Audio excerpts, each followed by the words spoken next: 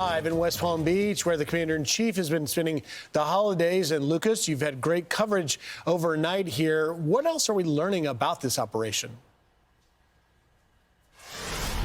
Well, good morning, Griffin. A daring operation in the pre-dawn hours in 2 a.m. local in Caracas, 1 a.m. East Coast time. U.S. Special Operations Forces flew in from off the coast of Venezuela to snatch Venezuelan leader Nicolas Maduro and his wife. President Trump announcing the news on Truth Social a short time ago. I'll read it for our viewers.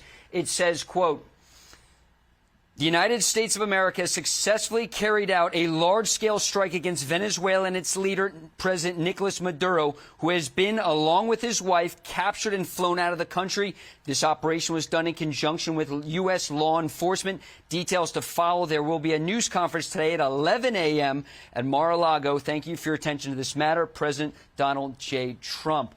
And just before the assault force arrived at Maduro's compound, you can imagine the intelligence that U.S. intelligence agency had to have to know where to send the assault force to be able to locate and grab Maduro as well as his wife. You had numerous airstrikes throughout Caracas targeting Maduro's forces at a military base in Caracas as well as an air base, also Venezuela's largest port. And this is something President Trump has been threatening for months. It started with the drone strikes on the alleged drug boats in the Caribbean and the Eastern Pacific, over 24 to date, killing over 100 people. You saw it when U.S. forces seized, as a law enforcement matter, the oil tankers that the Trump administration said were associated with the Maduro regime. The goal is to cut off the drug and oil revenue stream for Nicolas Maduro. And for months, we've heard President Trump say that Maduro must go, and Maduro was very defiant.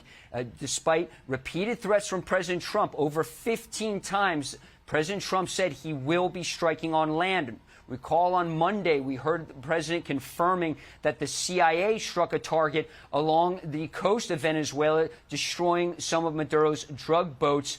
And again, this has been something that is not quite unprecedented. We saw in 1989 with the seizure of Manuel Noriega from Panama. This is something that the president wanted.